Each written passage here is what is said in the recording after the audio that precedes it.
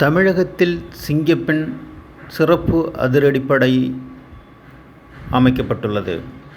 தமிழக முதல்வரும் தமிழக வெற்றிக் கழக தலைவருமான ஜோசப் விஜய் சட்டப்பேரவை தேர்தல் பிரச்சாரத்தின் போது பெண்களுக்கு எதிரான குற்றங்களுக்கு முற்றுப்புள்ளி வைக்கும் வகையில் சிங்கப்பெண் சிறப்பு அதிரடிப்படை திட்டம் உருவாக்கப்படும் என தெரிவித்தார்.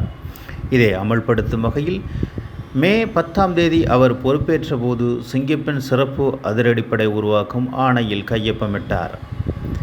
இந்த அதிரடிப்படையின் தொடக்க விழா சென்னை எழும்பூர் ராஜரத்னம் விளையாட்டு அரங்கில் நடைபெற்றது. நிகழ்ச்சியில் சிங்கப்பெண் சிறப்பு அதிரடிப்படை சேவையை தமிழக முதல்வர் ஜோசப் விஜய் தொடங்கி வைத்தார். தொடர்ந்து சிங்கப்பெண் சிறப்பு அதிரடிப்படைக்காக பிரத்யேகமாக வடிவமைக்கப்பட்ட ஜீப்பை அவர் அர்ப்பணித்தார். அப்பொழுது மேடையில் இருந்து இறங்கி வந்த அவர் அணிவகுத்து வந்த ஜீப்களில் ஒன்றை நிறுத்தி ஓட்டிச் சென்றார். தொடர்ந்து நிகழ்ச்சிக்கான இலச்சினையையும் வெளியிட்டார். நிகழ்ச்சியில் அவர் பேசுகையில், பெண்களின் பாதுகாப்பை உறுதி செய்வோம் என்று தேர்தலின் போது கூறினோம். அதை செயல்படுத்தும் விதமாக சிங்கப்பெண் சிறப்பு அதிரடிப்படை தற்போது தொடங்கப்பட்டுள்ளது. தேர்தலின் போது சொன்ன அனைத்தையும் செய்ய வேண்டும் என்பதில் தெளிவாக இருக்கிறோம். அதனால்தான் ஆட்சிக்கு வந்த குறுகிய நாட்களில் இந்த திட்டத்தை நடைமுறைக்கு கொண்டு வந்துள்ளோம். இந்த திட்டம் மனதுக்கு நிறைவை கொடுக்கிறது.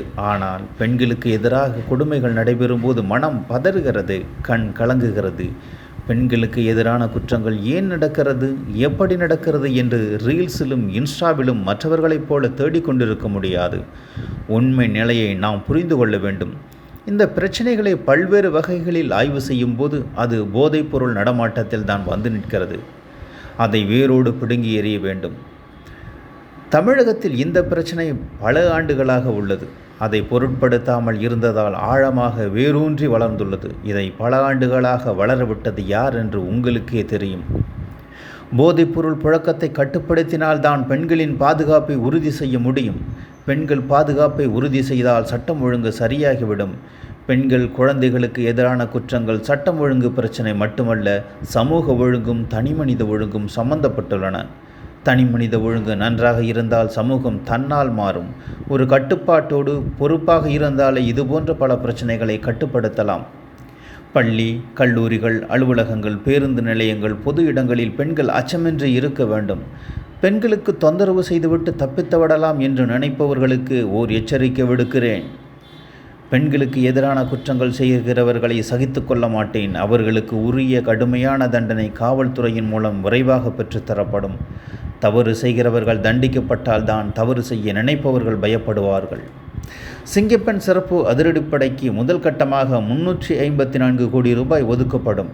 இந்த திட்டத்துக்காக இரண்டாம் கட்டமாக 2500 புதிய பணியிடங்கள் காவல்துறையில் உருவாக்கப்படும்.